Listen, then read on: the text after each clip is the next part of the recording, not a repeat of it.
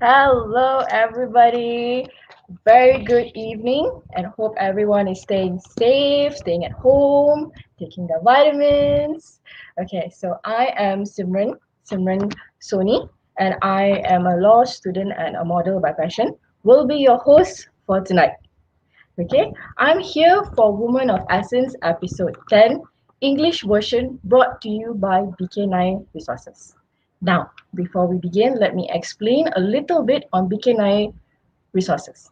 All right, BK9 Resources is a most comprehensive consulting company in working with individual organizations like institutions, universities, and schools to conduct seminars, workshops, as well as special programs related to psychological, social, and physical development. So, what is Woman of Essence? Woman of Essence is a series that aims to bring in women from various walks of life to share with us their stories and experience on many different topics to inspire underprivileged women in order for them to achieve success. Now, just before we begin, I would love to request your kindness and assistance in sharing this topic with a hope that the talk today would be beneficial to all of you. So, about today's topic, we will be talking about building confident children. As Marcus Garvey once said, with confidence, you have won before you started. Children of this generation requires a lot more confidence as times have become more challenging. This future generation needs impressive survival skills to survive, and one of the important skills is confidence. Therefore, I would like to invite Ratnavati Raghunandan, who is not only a mother but an amazing principal trainer and founder of Leeds Learning Academy, to share with us her insights on building a child's confidence. Hi, Hi, Ratna. hello, hi. How are you, Sony? I'm good. How are you, Simran, Ratna? sorry, Simran, how are you? I'm Yes. very well, thank you. How was your day today? It was pretty good. I had a couple of classes, and with the announcement of the stricter SOPs now, I'm getting a bit Yes. worried. Yes. Yeah, because it means we can't go to the park. I can't go jogging, and Yeah, I know, that's just right? That's like a yeah, different kind of torture sitting at home yeah. and not being able to do anything. Exactly. And it's such a shame, because we are now back to square one as when we were last year, Exactly. Correct. right? It's Very just nothing true. much has changed. Yeah. Thank you so much, Simran, by the way, for having me on the show. It's such a pleasure, such an honor to join you today. Aw. It's my honor actually to have you on our show. You're Oh, thank you. amazing. Thank you so much. Oh, thanks so much. Thank you so much for that. Okay, so I would like to start off with a few questions. All right. Okay. Of So course, go what ahead. is okay? So what is the story behind what you do? What made you venture into this direction? Tell us a bit about your journey. Sure, I'll do that. So, just a short introduction about myself. My name is Ratna, and I'm the principal trainer and co founder of Leeds Learning Academy, as well as the administrator for the Facebook page Yay, I Can Speak To. All right, I've been teaching, I've been in the teaching and training industry for the past 15 years, and I've actually been teaching children and adults for a very, very long time. Okay. So it all started with a complaint to my husband. All right.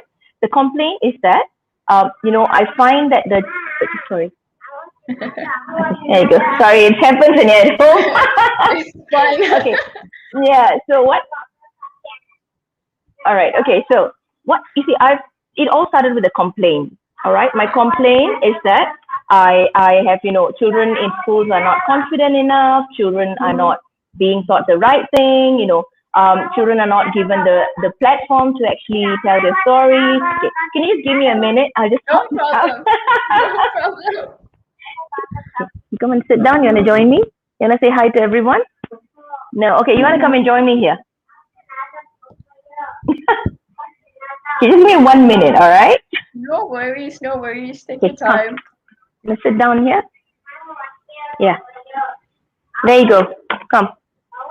Okay. So it's basically The problem is that children are not confident enough. Children are not, given the right opportunity. Children are, come here. No, this one. Sorry. It reminds me of the So BB. cute. Yeah, I know. You want us to come sit with me? Sit with me? You come and say hi. I'm very sorry about this, yeah. This happens No quite often, yeah. worries. You want to sit here with me? Okay, there. I I can't because I'm having a class at the moment. Come, you sit with me here. Okay? You come and So, say hi. okay. You want to say hi? You want to say hi? I don't want to watch it. I watch again. Okay, I'm going to try to manage both at the same time. I'm so sorry to the viewers as well because this is what happens all the time. Okay, you can sit It's with me. alright. You can watch there, alright? Okay, I don't have a game with me. Okay, can you just give me 1 second, alright? Just give me a No second. worries. No worries. Okay, so before we start, like, how about the viewers? How are you guys? You guys can type something on your in the Can I comment just box. put this one for you? Tell us. No, Tell us. I don't have any games with me.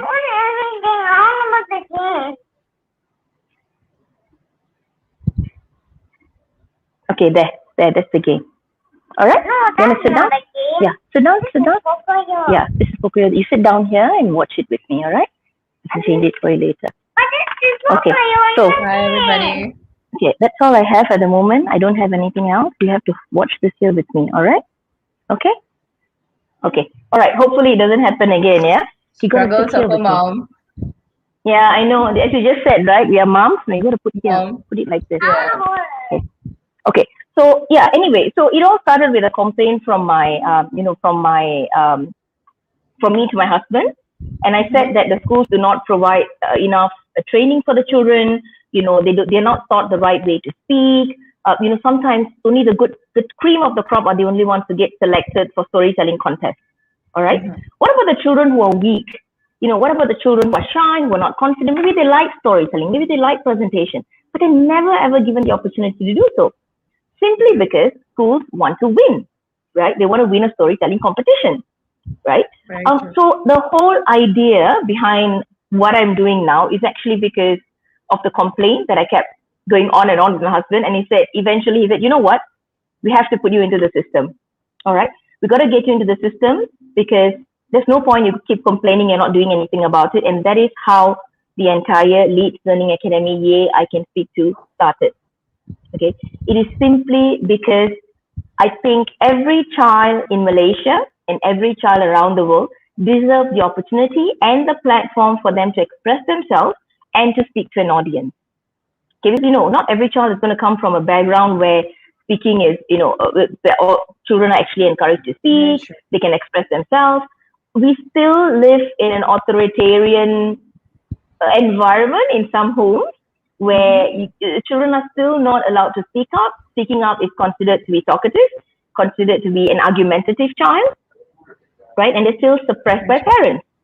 So the whole idea is simply, yes, to provide the platform for children to express themselves, to speak to a general public, and also to increase their confidence in speaking and in themselves as well. That's very, very impressive. That's not really impressive. Okay, so in your opinion, what is a confident child? Okay, so, confidence is actually feeling sure of yourself and your abilities, but not in an arrogant way. It must be in a realistic way. It must be in a secure way. So confidence isn't about feeling superior to others. All right. So for example, a bully who's bullying another child, you don't call that confidence. It's definitely not confidence. All right. So confidence is not, it's not the feeling of superior, but it's actually that quiet inner knowledge, knowing that you're capable, feeling that you're ready for everyday challenges like tests, performances, tasks, competitions, difficult challenges from school where you need to push yourself up a little bit more than what you think you're capable of. So, for example, right, a quiet child can also be a confident child. Perhaps naturally, they are just not talkative. Right? So I've heard a lot of parents telling me, oh, my child is very quiet and shy. No, your child may be quiet, but your child may not, probably the child is not shy. They're just quiet children, because some people are quiet and some people are talkative by nature, right? And a talkative child can also be actually a child who lacks self-confidence. They just use their non-stop chatter, like pom pom pom. They just keep talking. It is just a mechanism to cover up their fear. I All right. see. Yeah. So in my opinion, this is what I think, right? Confident children are children who have that inner self-belief and trust their own capabilities. Okay. And they handle things, and they're able to handle things if they're not successful as well. So it's not just winning all the time, but also when you fail, how do you handle your failure? So confidence in children is built by mastery of rebounding from failure and having that inner self-belief that they are capable of a task. Yeah, so this is one thing people need to remember. Confident children does not mean the child is talkative or expressive or outspoken. Maybe outspoken, yeah, a little bit more confident in speaking, but inner confidence itself comes, some children are just naturally very quiet, but actually they're very confident. You give them a task, they can do it, and they are able to speak up. Yeah, so this is the difference between confidence and non-confidence. So for the viewers, if you have further questions, if it's within my expertise, I'm more than happy to answer your questions. You can always leave it in the, in the comment section. And Simran as well, if you've got any more questions, additional questions, you want more clarification, then do feel free to ask me as well. Definitely. Okay, so so you said that parents should know, if the child is quiet doesn't mean that the child is not confident, right? So That's right. what should parents do to build up the child's confidence? Okay. So basically, there are many ways you can build your child's confidence. All right. It's not just within the discretion of the parents. It's also the teachers and in school and the environment they're in as well. But of course, it always starts from home. Right? Anything and everything starts from home. So loads of it. But I'm going to focus on 3 for today because of the time that we have. All right. Firstly, is actually to model confidence. Firstly, is actually to model confidence yourself as a parent. All right, that is the most important thing. Okay, so it's also to show your child that you actually fail. You're fine about failing. You acknowledge your anxiety, and as and when needed, you admit to your child that you're failing. All right. Sorry again. Sorry. This is the first time it's happening. It's never happened in any of my live sessions. It's okay. You can come and say hi. Okay, go ahead. Sit down. You can sit down here and watch here. Okay. So, so the first thing is actually, as a parent, we need to model confidence ourselves. If you're not feeling it, even if you're not feeling it. Sometimes, right, let me share an example with you. Once I had an online presentation and all of a sudden I could feel my heart going, I was actually freaking out inside. But if I stammer or if I mumble, that's just a clear indication that I'm not confident. Right? So sometimes you have to wing yourself as being confident, but actually you're very nervous inside. But that's fine. That's all right. That's fine. As long as you show your confidence and you model your confidence to your children, that's the most important thing. All right. Now, the second thing, as I said, is actually don't get upset about mistakes that children make. Okay. I've seen so many times where parents get upset and get really worked up when the children are doing something perfectly. Okay. You need to help kids see that everyone makes mistakes, and important thing is to learn from them and not dwell on their mistakes. All right. So, once or twice, right, I've actually seen parents who are in a live show. You wouldn't believe it. In an online graduation that I had, one of the kids was so nervous, he actually mumbled through his storytelling. And I had a parent who actually just scolded the child in front of the whole crowd of people, which gave me a shock of my life because that has never happened before. So, being a trainer, it's such a fine line. I can't tell the parents off because all the other parents are there as well. At the same time, I need to console the child and make the child feel better. But honestly, I was actually fuming inside myself because we must understand, presentation skills, storytelling and all. Small kids, yeah. Yeah, small kids. When we are presenting at this age, when we've done it so many times and yet we still feel so nervous about it. So don't we? Yeah, So every true. time I go to an online talk show, regardless of whether I'm the host or the guest, I still feel nervous. And what more children, right? Very true. Yeah, so we must remember that it is okay to tell, to make mistakes. help kids see that everyone makes mistakes, and the important thing is for us to learn from them, not to dwell on the mistake. All right. Right. Confident people don't let fear or failure get in their way, not because they're sure they won't ever fail again, but because they know how to take setbacks in their stride. Very true. All right. The same thing as so when you model all these things to your children, then children learn a lot by absorption and what they see around them. You don't have to nag them and tell them. You just need to watch, what's happening around them. They absorb it immediately. All right. The third thing is encouraging children to try new things, and most of all, allowing them to fail. You must allow Right. children to fail, right? You can't expect them to be successful immediately. Every time they fail, you get them to reflect back on their mistakes, reflect back on why they failed, which are the areas they can improve on. And then the next time they do it, you talk to them about it. So you must allow children to fail. Okay? And another most important thing is praise. Okay? You must praise your kids. Now, our Asian style, we never praise kids, hardly ever. Rotan Don't first. you think so? Rotan first, the mat chaleja, it send you to the jail if you do that, Exactly. So we hardly praise our kids, right? So I've had this very amusing situations where after a workshop, actually the kid has done so well, worked so hard and all. So I go up to the parent and I tell the parent, like, Mrs. X, I'm so proud of your son. Your son has done such a tremendously good job in class. He worked so hard. He really went through the whole process of it. And the parents can't acknowledge that. They can't acknowledge that. They can't even sort of like accept the fact, and they don't know how to respond, which is such a shame. Or another thing they do, which is very common among Asian families, I've seen Indian, late Chinese, it doesn't matter, but Asian, they would add on a weakness of the child to sort of counter the confidence that you say. Very true. Which I just find so funny. I mean, why not just say, yes, I'm so proud of him as well? Right. Yeah, I mean, what can we lose by saying that? Right? Are we going to bruise our child's ego? Are we not trying to? I mean, I've heard parents saying like, yeah, just here, try to see how he is at home. It's not necessary to say things like that. So when someone praises a child, acknowledge it, celebrate it. Yeah, this is the most important thing. You must acknowledge it and you must celebrate it. To me, I think these are some of the important ways to actually build your child's confidence. However, there are many, many other ways. If you Google it, you can find many, many, many different ways as well. All right. Okay, you can go on to the next question before my son asks me again. Okay, you sit down. I'll do it. I actually feel that what you said is true. Like, it's mostly our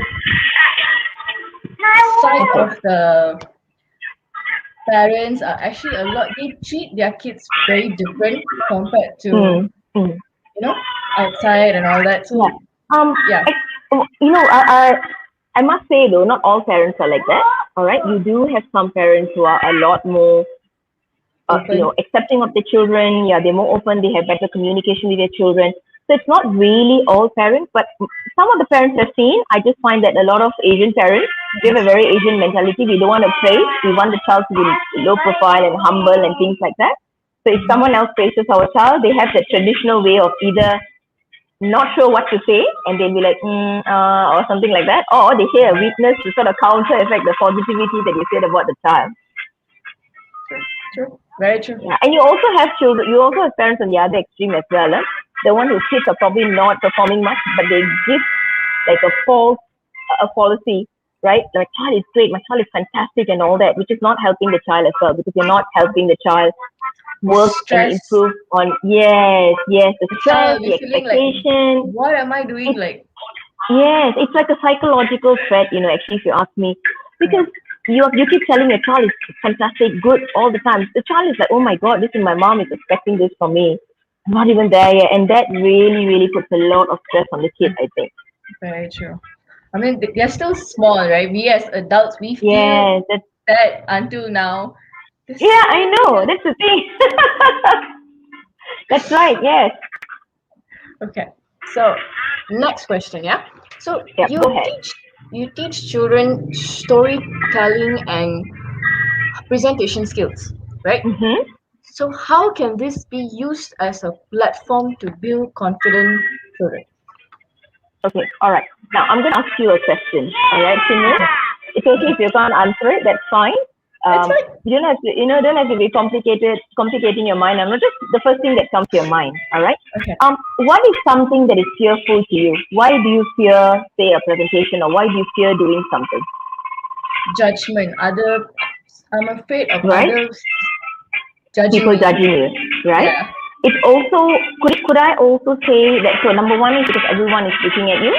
Number two is because you don't know what the unknown is. It is an unknown thing, right? Correct. Because maybe you've not been trained, you've not had enough practice, your skills have not been developed in this area. So all of that leads to the feeling of you being judged, Right. right? So Very true. that is why, so it is because it is the unknown. You don't know what the unknown is, right? And this makes you less confident about it. So for children, they are usually not confident because they do not know the techniques of presentation or storytelling. Nobody has taught them. They don't know what it is. They don't know what to do with. Usually in schools, what they do is they give you a presentation, a project, you got to present it, but they don't teach you, right? So it's the fear of the unknown, which I think causes that sense of unconfident. Children are not confident about what they do. So the fact is, storytelling is actually a fantastic way for children to increase their ability to express themselves.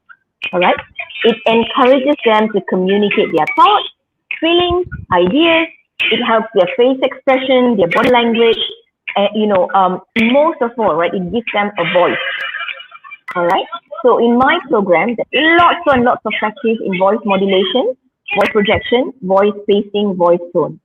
And everything is done in a way that is child friendly. So basically, the kid doesn't even know that they're learning.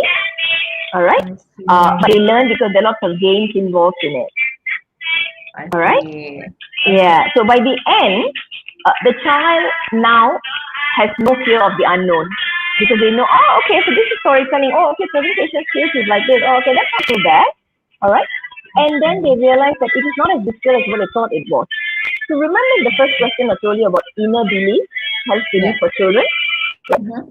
So this gives them that inner self-belief of their capabilities, and as such, they build their confidence in speaking and presentation skills.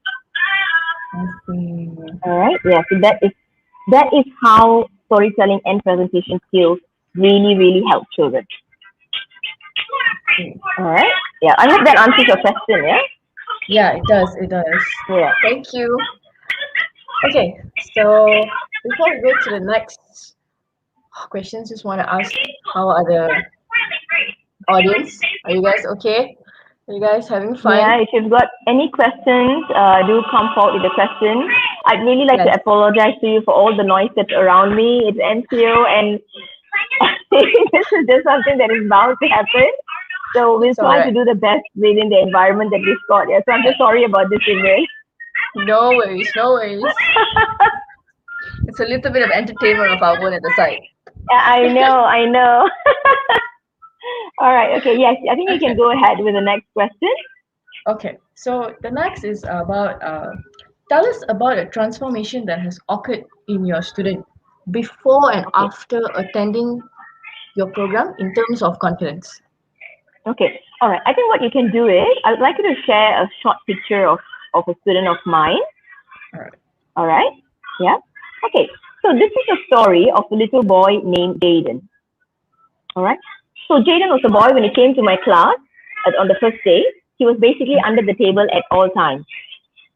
All right. He refused to come out from under the table. He was just crying under the table. So I told my teaching assistant, you know what? Just let him be there. When he's ready, he'll come out. Because you can't force children to do things. That's just going to add on to the stress that they are in, right?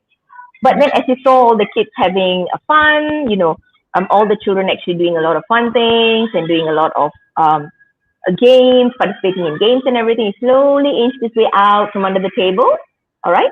So by the end of the first program that I had, that is the first picture that you see on the leftmost photo.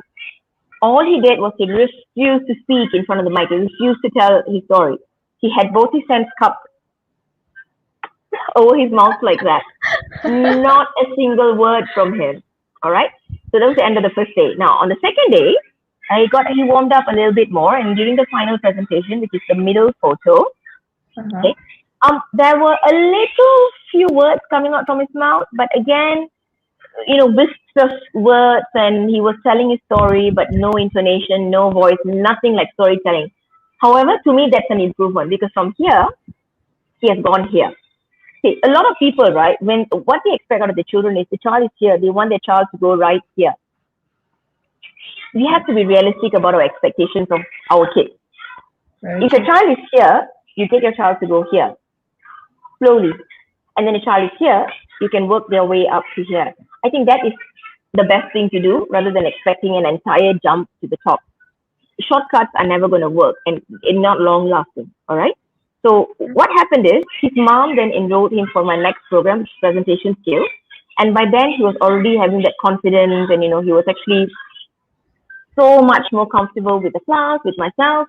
So that is the rightmost picture that you see of the same boy. That is Jaden during his presentation, having all his scripts in his mind, interacting with the audience with no script in his hand. And we actually knew that he was a boy with a very good sense of humor. So he related very well to the audience. He was funny. He answered all the questions. So Jaden is just an avatar of many of the students who join my program. They always join shy, not confident. But like I told you, it is because of the fear of the unknown that this happens. All right. Once they get the training, once they know what to do, they will be able to do what they do. Again, reminder to parents, do not compare your child with another child. Every child is different and every child has a different strength. Focus your energy on your child and how much improvement they are making compared to how they were, say, before the program. I think that's the best thing to do. You can't compare yourself with another child because different children, different environment, different kind of culture, different parenting style. So we cannot compare one child to another. We can compare our child to their performance before the program. I think that would be the best bet. More fair, yeah. Okay.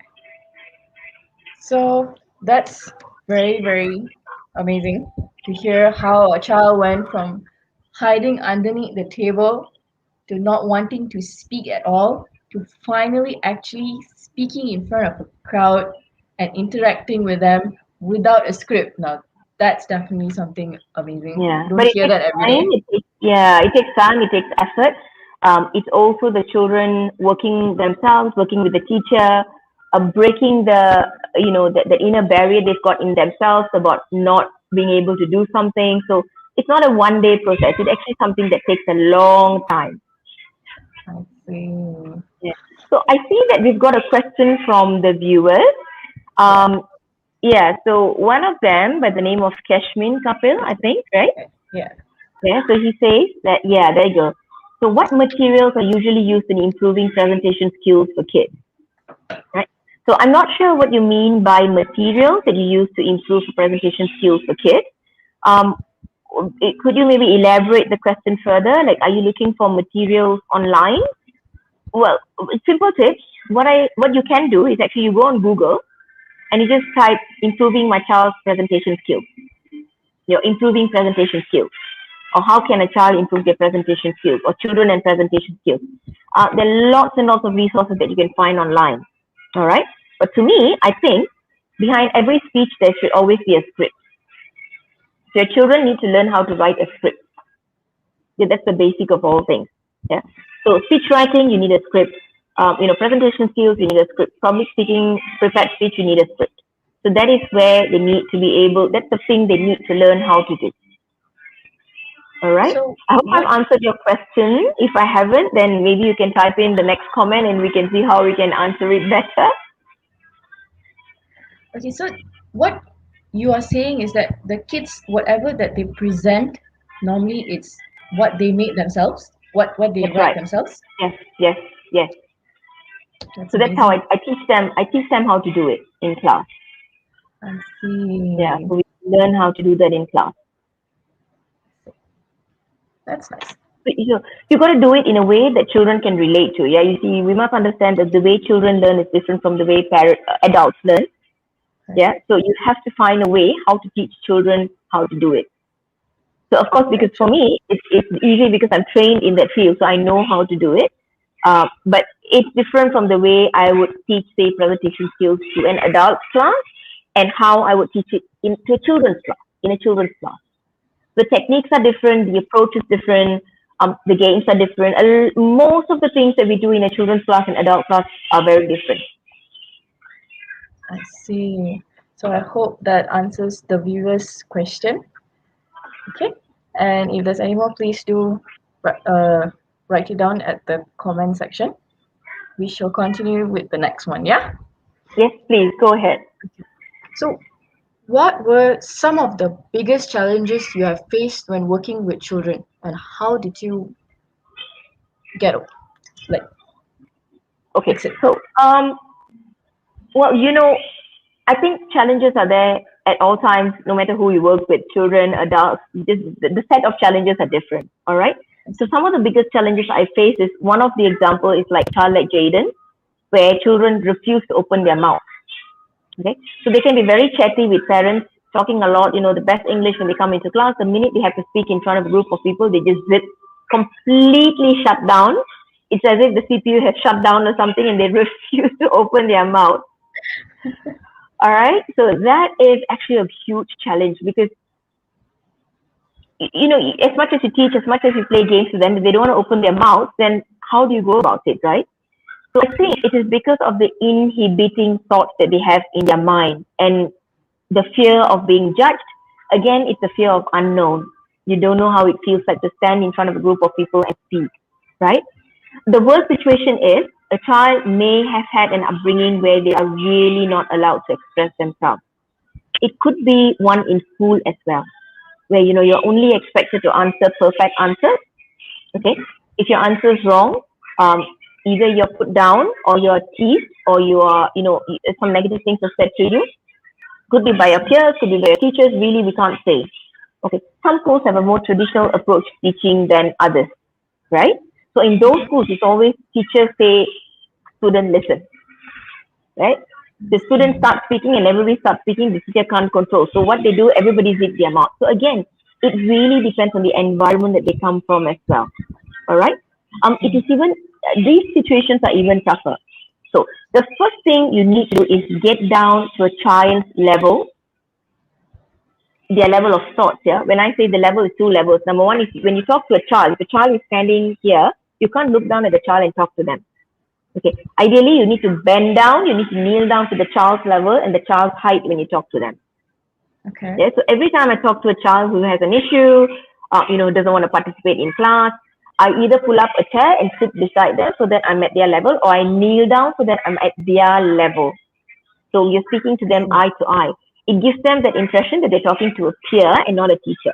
When you are standing up and you're looking down at a child, it really gives them that threatening, that feeling of, oh, she's a teacher and I'm a student and she's looking down at me. You don't want the child to feel that way. Right, so sure. Physically, you need to get down to the child's level. That's physically. Mentally, you also need to get down to the child's level of thought as well. So you can't speak to the child like you're speaking to an adult. You have to speak to the child like you're speaking to a child. So you need to tweak your personality a little bit to sound like you're talking to a child. It doesn't mean you have to sound like you're a kiddie voice and, you don't have to do that. I'm not saying you have to do that, but what I mean is you have to really tune into the child's thoughts and talk to them in a way that they're going to relate to. All right? The next most important thing is building a rapport with the children. All right? You need to build a rapport as a teacher or a trainer. One of the first things you need to do in class, if you enter the class, is you build that relationship or the rapport with the children. All right?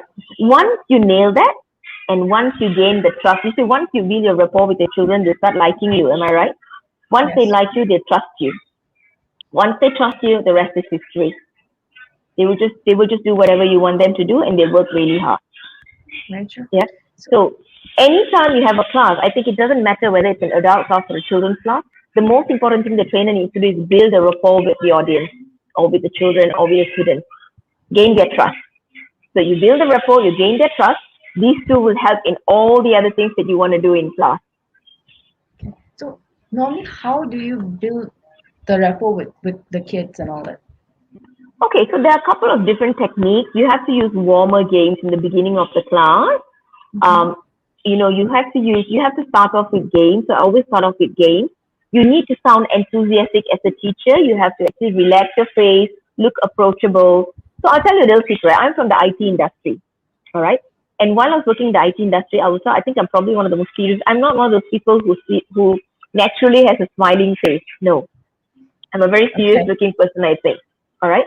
So basically, when I started teaching, I actually practiced relaxing my facial muscles and smiling in front of the mirror every single day to look more approachable. I know it sounds funny, but it really, really works. And I've heard a lot of trainers doing the same thing as well. But if it really matters to you, if your work really matters to you, as a teacher, you're a people's person. As a trainer, you're a people's person. More so with kids. So when you stand in front of the mirror, like if I'm standing in front of the mirror, right, I'll be like, then I have to like and relax my face. So now I'll be like, I look like I'm smiling when I'm talking. This is what you need to do with the child as well. This is something I've trained myself to do. So when you talk Uh-huh. to children, you have to sound enthusiastic. You have a game that gets them to talk about themselves. You talk about, you tell things about yourself that they're going to laugh at. For Mm-hmm. example, right? Let me give you an example. So I have a game where if the child gets a minion, they have to Okay. say one interesting thing about themselves. If they get a SpongeBob card, then they have to say two interesting things about themselves. All right. So they can say anything, my favorite color, my favorite book, something I'm afraid of. So I always start the game because modeling, remember I told you modeling is important. Every task you set in a classroom, you must model it. Adults or children, it doesn't matter. You can't just talk to them and tell them do this, do that, but it just goes through here and comes out through the other ear. Correct. Show people Right. what you want them to do. Don't just tell them what you want them to do, right? So when I model, so I pick a card up and I have to say one interesting thing about myself, right?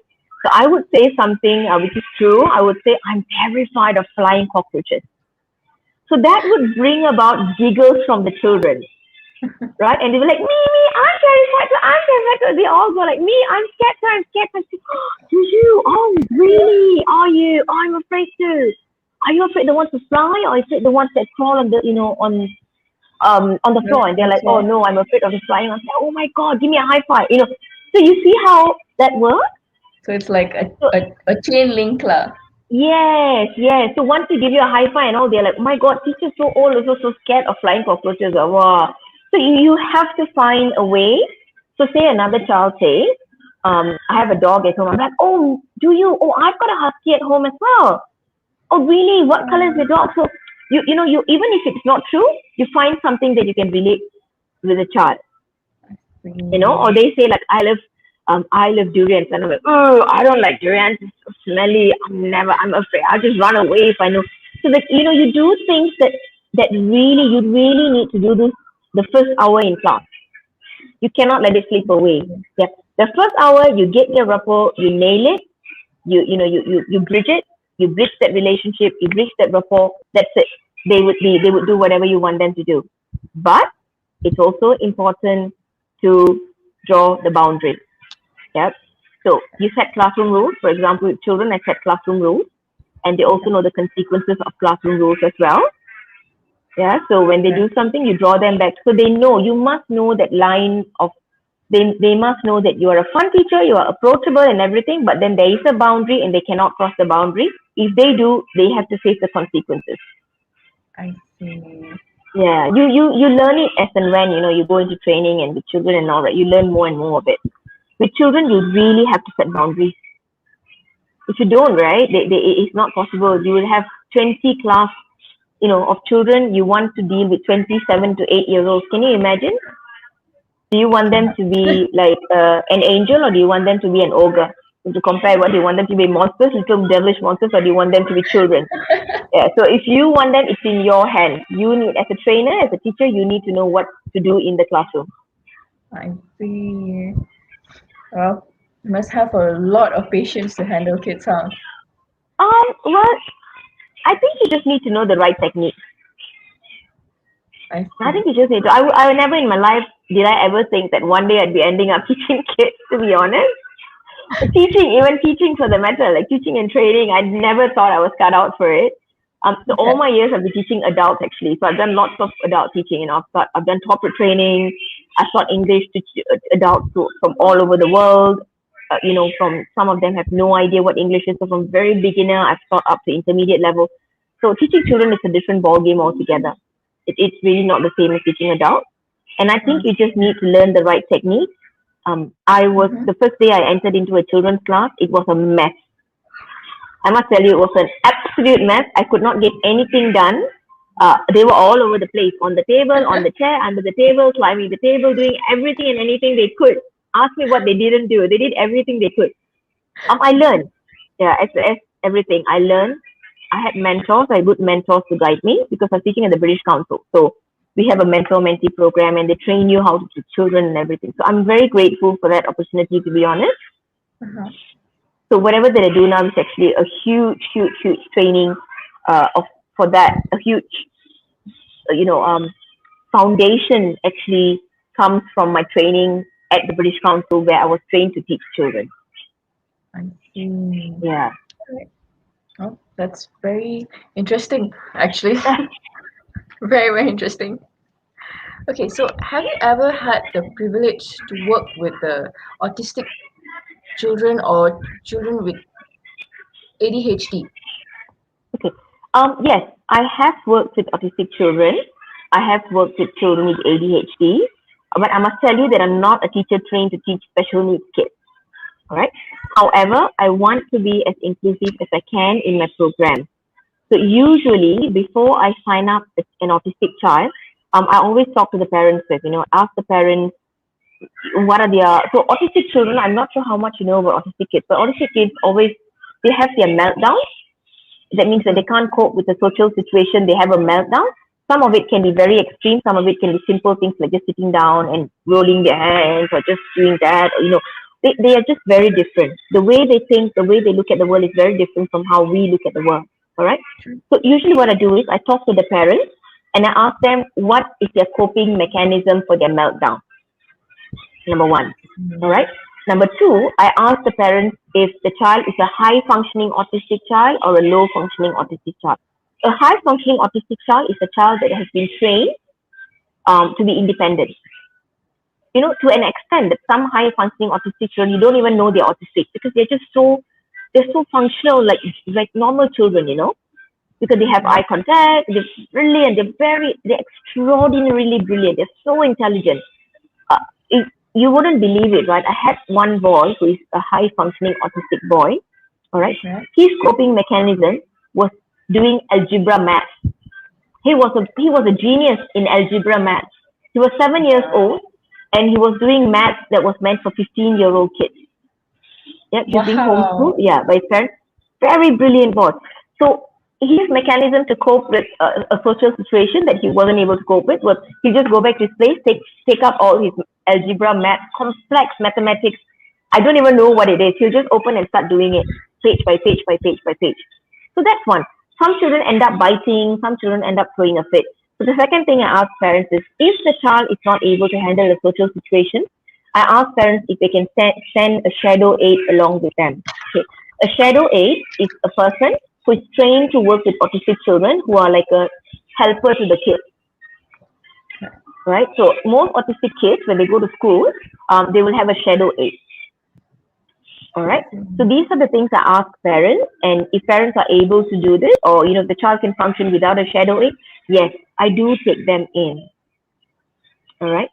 The problem that I face is when parents do not tell me the truth, and it has happened numerous times. But I don't blame parents at all because I think the whole idea is they're so fearful that the child won't be accepted into the program. They want their children to be included. They want their children to, for the teacher to accept them into. They want their child to have a regular life, right? Autistic children's parents go through a lot of difficult times. I must tell you that. Yeah, sometimes they Yes. can be so well to do, they can be so well off and all that, but then it will be almost impossible for them to get the child into school because a lot of schools in Malaysia are not trained to handle children who are autistic. Correct. Yeah, it's not like in foreign countries where there's lots of support, lots of trained teachers in trained schools to especially handle autistic children. So it is a real challenge for them. They want their children to learn, they want their children to improve, but the problem is no one wants to accept them. So what happens is they lie. They don't tell the truth. Yeah. So they don't. The thing that which is amusing to me is parents fail to understand the fact that the teacher will definitely pick it up. I mean, a teacher who's had experience teaching for 15 years, for example, do you think I won't be able to pick up if the child is something different about the child? Yeah. But the only problem is, as a teacher, we can't diagnose the child. So I can't go to the parent and say, hey, is your child autistic? I can't do that. I have to have different ways of asking the parent, like how is he in school? Does he have a lot of friends? Because those kind of questions give you that the child is special or not. So eventually they will get there. So yeah, so with autistic children, by myself, I won't be able to do it. I will usually get a teaching assistant who's an autistic behavioral specialist. So they come in to help me out with the child, or I get the shadow aide to be with them, just to be around with them. But I can tell you, and I must tell you, that you will be amazed by the kind of performance they do. Right? Example, right? My last session, I had an autistic child. It's an online session, right? She's never looking at the camera. She's always just doing something in a book, coloring, drawing. Her face is usually like this. I'm not even sure if she's learning anything. So every day but she's got a shadow aide with her. So every day after class, I'm always texting the mom and say, hi, Mrs. This, how is your daughter today? Is she learning? Are you sure she's is everything okay with her? And the mom always reassured me and said, Teacher Ratna, don't worry about it. She's learning. And I'm like, but she just never looks at the camera. She's always like this. And then she gets up, she walks around the classroom, around the room, around the house. Yeah, and then but I realized that every time I ask her a question, she answers correctly. She knows the answers. So you see, the way they pay attention is very different from a regular child. And she actually nailed it with her final storytelling. Her story was so long, such a long story. She memorized the entire thing. She dressed for the occasion. She dressed that animal character. She had all the makeup on like the animal, the fox. And she did the face expression, she changed her voice. She actually did everything that she was trained in class without looking at the camera. So I was really humbled, to be honest. Her parents were so grateful, and she kept thanking me. I was feeling so emotional actually, because I didn't know. I mean, I just felt so humbled that, okay, so she did learn something. I think we just need to remember that children are children, regardless of whether they're autistic, they're ADHD, or whatever it is. It's not a situation they want to be born in. Right? And it's not a situation any parent wants their children to be born in. Right? It's just hilarious, and it's just very ironic that in some cultures you want children, when a baby is born, they look at the skin color, they look at the way the child is. Has the child got sharp nose? Is the child, but nobody, people fail to understand the fact that you want a healthy child. Right? It just flips our minds to know that all you want is a healthy child, We take that so much for granted. So a lot of people, when a child is born, right, they're like, oh, the child is too dark. Indian people is quite common. I think you know that, right? Child is too dark, child is not fair, nose is not nice, eyes is too small, looks like the mom, looks like the granddad. Just be grateful that your child is healthy. Your child is everything, all the body parts are functioning, their limbs are functioning, their senses are functioning. You wouldn't know about ADHD and autism until they are a bit later in age. But just imagine if you have a beautiful looking child and your child is autistic. It is a different kind of challenge at that point of time, for you to face as a parent. It is really not easy. So I know this is a sensitive topic, but I think we need to remind parents that, please, be grateful when you have a child, no matter how the child looks, because it can be really worse out there for parents for facing such huge challenges with their children in this kind of situation. Very true. Very, very true. Okay. So sorry for addressing something which is a taboo issue, but I think this is a good place to talk about it. These are things that are commonly swept under the carpet. yeah, of course under the, whatever you call it, tikar or kape or whatever it is. But people don't want to talk about it. But the Talk fact of about the it. matter is, yeah, people don't want to talk about it. But it is in every layer. I think in a lot of families, it is a part of the social fabric. It's intertwined as a social fabric. As much as we don't talk about it, everyone talks about it. Everybody talks at the back, right? Yeah, but you must remember, because as a teacher who's teaching to children, I see all kinds of children. I see children who are slow learners. I see children who are pressured so much by their parents. It is so, I feel so sorry for the kids, but I can't do much because um, parents sometimes can be very defensive about how they raise their children. Children. Sure. So you Very can't, true. as a teacher, I can't really do, I have to be very careful about how I word my words. I need to sound very diplomatic about how I say things. So I've trained myself well. I believe, I choose to believe that. But Good. it's a lot of years of thinking about how to deal with human nature and how to deal with parents, how to talk to parents and all that. But yeah, but just the parents, yep, appreciate what you have. Be thankful for the blessing of a child, and yeah, that's the most important thing. True. Very, very true. Okay. So, do you have any other future plans on what you want to do in this Okay, so line? I think the pandemic, to me, right? The pandemic was a challenge in the beginning because Mhm. I can't open. So I've got a center and I have to close my center. So I think the whole of last year I just used my center like maybe once or less than 10 times, right? But then it forced me to go online. So when I went online, um, there's there's no boundary. So which is something I would never have done if it's not for the pandemic. I would never have gone online. I think no one would have gone online. So it Correct. really pushed me beyond what I thought I was capable of. It took off all the barriers in my mind. And I've always had a thought like, how is it like teaching children online? Is it even possible? With children, right, you need that physical touch. You need to be around them to manage a class. It's not like managing adults in a classroom. So imagine, how do you do it online? Like, how am I going to do it? But I'm so happy to say that I think I've really worked hard at the trade, and now there are no boundaries. I've got students who have joined my programs all the way from Cambodia, from Indonesia, from Singapore. I've had children coming in from India. I've had a couple of kids coming in from Australia for my storytelling, presentation skills, and creative writing programs. So the currently, I can't plan too much into the future because it's a pandemic. It is such uncertain times. All I can say is for this year, I'm going to focus on expanding beyond the boundaries of the world. So I'm going to expand beyond Malaysia, and I want to reach out to as many children as I can. You see, the fact of the matter is human problems are the same no matter where we are, no matter what cultures we come from. Everybody has problems with the mother-in-law. Everybody has a problem with the controlling mom. Everyone has a problem with with a husband who is or a dad who is like a military dad. It is not. It really doesn't matter which part of the world you come from. True. Similar to children as well. Children have the same problems around the world. Yeah. So, that was another thing. Again, this was a belief that I had to break in my mind. I always thought that as a teacher from Malaysia, am I going to be able to teach children from Australia? Because English is their first language. What would they need storytelling for, right? They would be really good at it. How wrong I was in thinking like that, really. Because that is when it struck me, it is not the language, but the skill. The skill of storytelling, it doesn't come to everyone.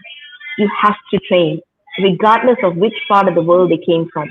The child may be very good in English, but when it comes to confidence, when it comes to speaking up, when it comes to face expressions and voice, and talking like a monster or like I'm so scared talking like a princess, it is training, and it is training for children for any part of the world. So when I had a couple of Australian kids joining in and all, I was like, initially I was a little bit worried. I must be honest about that. And they really changed my whole perception about training children, and they really loved the program as well. And that's when I realized, like, hey, you know what? It is not the language you're teaching the skills. And children around the world need the skills. Yep. So my current aim for this year is actually to try to expand to children from as many countries as I can. Well, at least the You know, pandemic within brought one thing good, right? Oh, I think the pandemic has brought many things good for many people. I'm very sorry. Like, some people had to close their businesses. I wouldn't say it was very easy for me as well, to be honest, Simran. The first couple of days when the pandemic hit us and I had to close my center, I just opened my center last year. All the while, I was actually renting a venue in Himalaya and having my programs there. Last year, I opened my own center, and then the pandemic hit. So imagine I had like sleepless nights, not sure what to do. How am I going to pay for the rental? Am I going to have to close my center? But what I did was, I was actually I couldn't sleep for a couple of nights. I'm very honest with you because I was so uncertain. Everything was dark and black, right? I started a gratitude list. I started a gratitude journal. I took a journal. I promise, it really is what I did. It's not a theoretical thing. I took a book every morning at 5 a.m. before I started working. I used to write down all the things I was thankful for about life. The more I wrote, the more I had to write. And it really, that whole positivity. And I realized that actually my life wasn't that bad at all. And some people had it worse, much worse than me. So that whole gratitude thing, when I looked at the list of things I was thankful for, it just lifted my spirit and it made me so much more positive. And then I said, you know what, you have to go online. I redesigned all my programs from the storytelling, from the creative writing, the presentation skills. It's all online now. Yeah. So when this pandemic, this third MCO 3.0 hit me, it was just things were just classes were ongoing, and once I did it last year, it's just ongoing. It's now more of a matter of time and how I manage my time. Am I able to take on more classes? Am I not able to take on more classes? As you said, I'm a mom, so with a 4-year-old at home and with the pandemic, you don't really have people coming to take care of you. You just saw what happened beside me.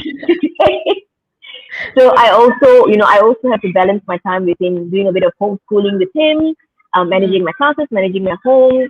I can't go out anywhere because you can't take toddlers out, right? So I can't even go to the shop. My husband is in essential services as well. So he leaves early in the morning, he's back. So it's really the timing, more of how I manage my time with my classes. And I think there's no turning back now. I think this is the norm. If for people who think that this is a temporary situation, please take a reality check, pinch yourself and say no. Exactly. This is going online platform, online learning is going to be here forever. This is emerging, this is something that has emerged and it is here to stay forever. And in fact, a lot of parents are loving it as well. There are some parents who are very mati-matian, they're like, no, I want face-to-face teacher right now, wait until you start the face-to-face. And then you've got the other parents who have come to terms with the fact that, hey, you know what? This is never going to stop. This whole pandemic thing is going to go on forever. My child can't stop learning. I'm just going to sign up for online. And then you got the other group of parents who are like, hey, you know what? It saves me traffic. It saves me petrol. It saves me money. It saves me time. I think I'm just going to sign up for the online program. True. Yeah. True. So it is going to stay. So for people who have businesses which you are struggling, you need to find a way how to pivot your business to an online platform because this is going to be here for quite some time until we achieve herd immunity. And probably even after we achieve herd immunity, online platform is going to be here to stay for some time or forever, even maybe forever. True. Very, very true. Okay, so any last advice for the parents out there with their shy and unconfident child? Well, it's never too late to start with your child. All right, let me tell you a little story. I know of a renowned public speaker from Sri Lanka. Okay, He's fantastic. He's got a fantastic sense of humor. And when he was a child, people told him he had a strange voice because he had a really perchy one. He told me that is how his voice was. And they told him he sounded like a parrot for as long as he could remember. The cultural stigma was most people were telling him that he sounded like a parrot or a clown as a child. Yeah? And there were people, even when he told someone he expressed his interest to be a public speaker, they told him that he was never going to be able to do it. He started building, so this stuck to him psychologically until he was 30 years of age. He started his public speaking journey at 30 years of age. He got a voice coach. He got someone to train him up on his voice. And he started at 30. So really, it is never too late to start, and it's never too early to start. Right? That's the whole key behind it. All right. So parents, not to worry. Start your child young. Start them at home. Number one, encourage your children to express themselves. This is the most important thing. Listen to them when they're speaking and reason things out with them. So if they've done something wrong, ask them why they've done it. Ask them, okay, so you have 5 minutes to tell me exactly why did you do this? Why do you think it's the right thing to do? Make them speak. The more they can reason things out, the more confident they will become of the way they speak. All right, it all starts from home. Okay. Number 2, praise your child, please. Praise them for their achievements. Correct them when they're wrong. Teach them how to reflect on their mistakes. So ask them questions like, so you did this. Why did you do this? Do you think it was necessary for you to do it? Could you have done it in another way? So get them to have this, start this whole self-reflection thing from a very young age. It is such a great tool. A lot of adults don't even know how to do it. Children are actually very honest with themselves, to be honest, they are very critical. They are very honest with themselves. They will tell the truth about what they're good at and what they're not. They are like blank canvases. Correct. They will even tell you, teacher, your class is so boring today, or teacher, your class is, I'm so bored. You can't even tell the child like you're wrong, because you know for a fact that, it is probably boring and you need to do something to fix it. So children are just blank canvases. So you just give them that power of reasoning, and you teach them how to reflect on themselves. It really, really builds their confidence to talk about what's in their mind, talk about their feelings, praising them when you need to, and most importantly, providing them with a platform they need to build their confidence. Okay. I'm not doing public speaking, I'm not just talking about public speaking, Simran. Your child likes singing, find ways how to build your child's confidence, because singing also gives you the confidence. Right? It's also on stage, right? Yeah, you like singing. So send your child to singing classes, record them on YouTube, videos, create a YouTube channel for your child, post their videos on YouTube. Doesn't matter who's watching it.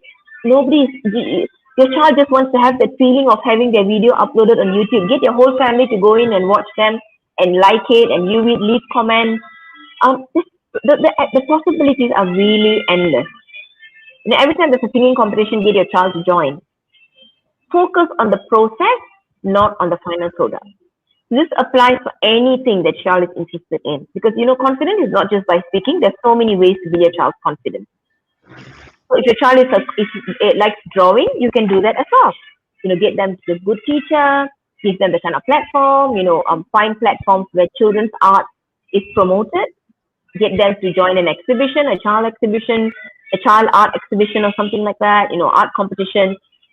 The more they do it, the more confident they become. Okay. The truth is, right, the secret to anything and everything is consistency. Consistency and perseverance, right? There are no shortcuts in life. Someone who wants to lose weight, what do they need to do? They have to work out. Can they work out in one day and lose the second day? It's not going to work, It has to be consistently every single day. 15 minutes daily, 30 minutes daily, 1 hour daily. The same with anything, singing or public speaking, presentation skills. You don't want to do it as 1 hour for one day, and then the next 2 days you forget about it. The third day you get back to it. There is no continuity in it. Consistency means continuity in what you do. So every single day, 15 minutes, you work with your child, to get your child to practice their singing, their dancing for 30 minutes, or something along that line. That will really, really help. Consistency brings results. Yep. Very, so I think these are the things parents need to keep in mind. And it is never too late to start. It's never too early to start. Let your child develop in their own bubble. Don't push them and try to make them something you can't be when you were a child. Don't get them to be your dream. Your unfulfilled wishes. Don't make your child the victim of your unfulfilled wishes. Your wishes are gone. They're not able to do it for some one reason or the other. I'm very sorry, but let your child decide by themselves. You talk to your child, but let them grow in their own space. Let them grow in their own abilities. Let them do what they like to do. You know, Simran, the thing is, these days with the world, right, everything is an endless possibility. Every job, there is a different kind of opportunity. It is just a matter of leveraging on the platforms you have, leveraging with the little limitation you have. You can just grow and you can really, really do wonders. I can't receive a no, or I don't know, or I can't. In today's world, that's a very foolish answer, to be honest, because really, really, everything is right in front of you. Look at Google, look at the whole internet is at your feet, right? True. It's just a Very mouse click away, or just a typing away, or just a URL away. So no limitation, no excuses. Yep, it's so many things you can do with the children. Work with the children, work hand in hand with the children. Parents nowadays are so busy, don't have time for the kids. So I think this is another thing. It's not an easy world now. It's very competitive. Uh, Standard of living is very high. We want to offer the best to our children. We want to make them the best. But I think everything starts from home. So spending time with children, it is important. Quality time with the children. Catch up with them at the end of the day. Ask them how ask them how their day was. And most importantly, when a child is speaking, put your phone away. Talk to your child. true. Not like here, your child is talking here, you're like, yeah. Your child will pick up on it, Correct. So next case, when a child is speaking, okay, my child is speaking, phone away, okay, tell me what is it? Eye contact with the child when child is speaking to child. Not Very true. easy. We are all addicted to our headphones. Phones, correct. It will take time. Imagine for me, right? Because all my work is on my phone and my laptop, right? Mhm. So when I'm on the phone, I'm actually not on Facebook or WhatsApp or whatever. Even if I'm on Facebook, I'm probably on my business page.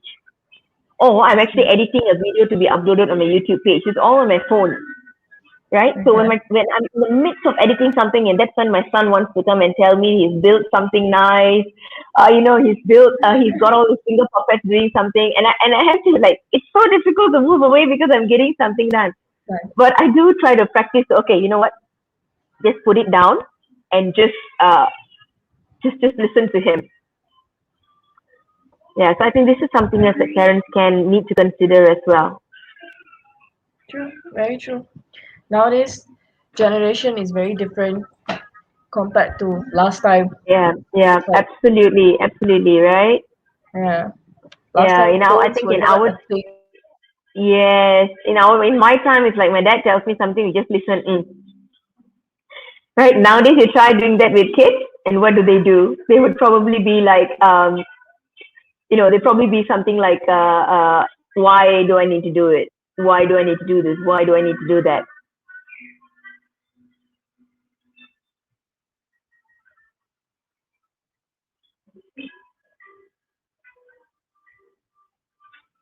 I think there's a bit of a lagging line here. Ooh, so our internet connection isn't very good. Hi. Yes, I was thinking what happened. Okay, so your internet connection was a bit, yeah. Nowadays, I was just Yeah, telling you that so nowadays sorry. generation is, no, that's okay. That's all right. It's all working from home and it happens. The thing is, right, what I learned from doing everything online, talk shows, or, you just have to go with the flow. True. Don't get Very true. overstressed about it. Yeah, you get stressed out, you'll be like, everybody's watching What me. am I What, doing? Exactly. oh, I'm just freezing. Oh my God, what are they going to think? It's just not, you Right. can't beat yourself up over a situation you have no control over. Control off. Yeah. It's not Very worth true. your energy. It's not worth your energy. Just make the most out of it and just move on. Very, very true. Okay, so if there's any more questions any of the viewers would like to ask, please ask now. If there is none, then I would like to end today's topic by saying thank you so much for being here today, Ratna. It You're was very, very welcome. Thank you so much amazing. for the invitation. You're most welcome. It was actually really wow to hear about your insights on a child's confidence. Like there is there's a lot of things that we don't actually know, like regarding about child's confidence and how to build them. We just assume that the child is supposed to just learn by themselves, as they grow up. We don't actually realize how much influence we adults have over kids, right? So thank you for like throwing some light on that issue as well. You're And very welcome. You're very welcome. and I wish you all the best for your future projects and your current one as well. Okay. Thank you so much, Simran. Thank you so much. And I wish you all the best as well. You were a terrific host. You've done a fantastic job today. Thank you I know so you much, like Ratna. doing this. I know you like doing this. So, anytime you need any help, I'm not the best host as well, but yeah, I can help you out if you need any help. You need, I some think you are the tips or best. anything and all. No, Yeah, just just what let I me needed. know. I'm just a WhatsApp message away. So just text me and say like, Ratna, I need your Definitely. help in this. Can you? Yeah, I'll just see how I can help you out. Yeah, Definitely. just Thank you so enjoy, much. just enjoy what you do, Simran. I think that is the most important thing. You must enjoy what you do. Thank you. Thank you so much, Yeah. Ratna, for today. And with that, I would like to end today's episode. Thank you to everyone for joining us and for participating as well. Have a great night and great evening. Bye, everybody. Bye. See you. Thank you for joining us. Bye.